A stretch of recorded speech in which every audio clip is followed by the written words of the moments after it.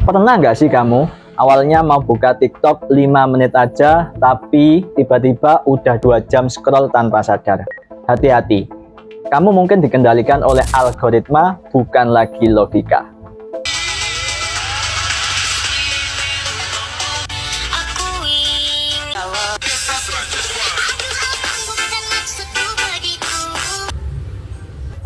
Halo semuanya, Assalamualaikum. TikTok bukan cuma aplikasi hiburan biasa. Di balik video joget dan tren viral, tersembunyi efek psikologis dan sosial yang perlahan tapi pasti menggerogoti kita. Indonesia sekarang menjadi pengguna TikTok terbanyak di dunia. Tapi, apakah ini sebuah prestasi atau justru peringatan? Di video ini, kita akan bongkar sisi gelap TikTok. Dari standar hidup palsu yang bikin kita insecure, budaya flexing dan FOMO yang makin parah, sampai bahaya tersembunyi seperti brand root yang bikin otak kita membusuk. Yuk simak sampai habis dan jangan lupa hidupmu tidak ditentukan oleh FYP. Indonesia menempati posisi pertama sebagai negara dengan pengguna TikTok terbanyak di dunia setelah Amerika dan Brasil. Tahun 2024 tercatat ada sekitar 157,6 juta pengguna di Indonesia. Dan aplikasinya telah diunduh lebih dari 500 juta kali di Play Store. Tapi, TikTok juga penuh dengan kontroversi. Media sosial yang dimiliki oleh ByteDance, perusahaan asal negeri Cina ini, pada tahun 2018 pernah diblokir di Indonesia karena konten negatifnya. Tahun 2023, TikTok Shop ditutup karena dianggap merugikan UMKM. Negara lain bahkan lebih sadis. India dan Afghanistan bahkan membanet total aplikasi ini. Sedangkan di Amerika, pejabat negara dilarang menggunakan TikTok karena alasan keamanan data. Tapi, TikTok bukan hanya soal jumlah pengguna atau kontroversi. Ada yang lebih berbahaya dari itu. Bagaimana TikTok membentuk pola pikir kita dan standar hidup generasi muda. Mari kita bahas soal ini di bab berikutnya. Beberapa waktu yang lalu, kita dihebohkan oleh video Mas Gibran yang membahas tentang generasi muda, bonus demografi, dan masa depan Indonesia. Terlepas dari kontroversi yang ada, sebenarnya saya menyambut baik narasi konstruktif tersebut. Tapi ada satu sisi gelap generasi muda kita yang harus menjadi perhatian bersama. Tak lain dan tak bukan adalah tentang bahayanya TikTok yang bisa menghambat produktivitas kita dalam memanfaatkan bonus demografi ini. Menurut laporan We Social and Millwater, rata-rata pengguna TikTok Indonesia itu menghabiskan 38 jam 20 menit per bulan. Itu artinya sekitar 1 jam 16 menit. Dan itu angka udah masuk kategori kecanduan. Yakin cuma 1 jam aja. Dari sekedar tontonan, TikTok perlahan menjelma menjadi sebuah tuntunan. Dan muncullah istilah baru yang bernama standar TikTok. Contohnya seperti apa, bro? Contohnya, cowok harus gaji 2 digit biar layak jadi suami. Kalau cewek harus putih, glowing, dan body goal. Kalau ngetik harus typing ganteng. Harus ngerti love language biar dibilang dewasa. Tapi pertanyaannya, apakah standar hidup yang dibentuk oleh TikTok ini mencerminkan sebuah realita? Standar-standar hidup palsu yang dibentuk TikTok ini ternyata nggak cuma bikin kita insecure, tapi juga membawa dampak mental yang lebih serius. Sekarang kita masuk ke bab yang paling penting. Apa dampak negatif TikTok terhadap psikologi dan gaya hidup kita?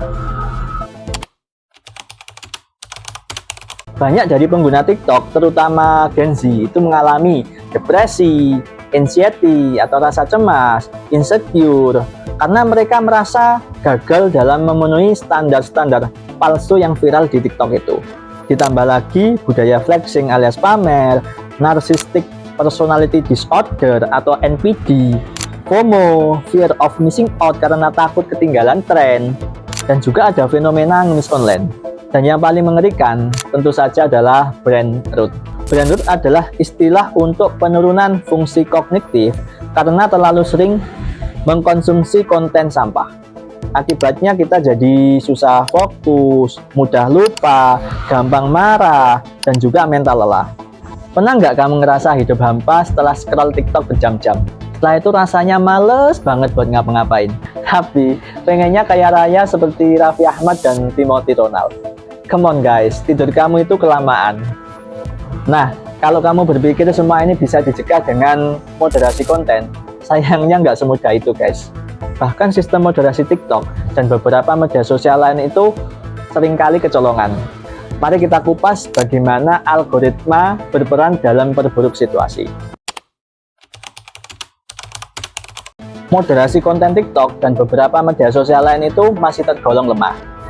Buktinya masih banyak akun anonim dan buzzer yang menyebarkan propaganda, konten cabul, normalisasi konten kebodohan, bahkan serangan terhadap konten-konten yang dinilai edukatif.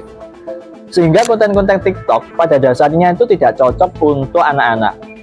Kejahatan dari algoritma TikTok adalah karena sistemnya itu mengeksploitasi kelemahan psikologi kita. Bukan memberi apa yang kita butuhkan, tapi sekedar memberi apa yang kita inginkan. Kali kamu nonton konten joget sampai selesai, besok-besok kamu juga akan disuguhi konten yang sama terus-menerus. Dan jangan harap akan muncul video edukasi layaknya di YouTube kalau setiap hari yang kamu scroll itu adalah konten joget-joget aja. Mungkin akan ada sebuah pertanyaan, kalau sudah terlanjur, apakah masih bisa sembuh? Yuk kita bahas di bab terakhir. Obat kecanduan TikTok ini sayangnya belum dijual di apotek manapun. Tapi ada satu metode penyembuhan yang bisa dicoba, yaitu dopamine detox. Dopamine detox adalah metode untuk mengurangi ketergantungan pada rangsangan yang merangsang pelepasan dopamin, yaitu neurotransmitter yang memberikan rasa senang dan kepuasan. Tujuannya adalah untuk meresat otak kita dari hal-hal yang memberikan kesenangan instan. Seperti apa? Seperti makanan, game, media sosial seperti TikTok. Sekarang pertanyaannya adalah bagaimana caranya? Saya kira video ini akan terlalu panjang untuk menguraikan itu semua. Perlu segmen khusus untuk membahasnya lebih dalam. Atau kalau teman-teman memang butuh informasi yang lebih cepat, teman-teman bisa baca e-book yang berjudul Dopamine Detox, Cara Reset Otak dan Kembali ke Fokus Maksimal. Untuk linknya sudah saya taruh di kolom deskripsi. Nah itu dia pembahasan lengkap tentang bahayanya TikTok. Mulai dari jumlah pengguna yang fantastis, standar hidup palsu yang menyesatkan, hingga efek psikologis yang diam-diam menggerogoti generasi muda kita.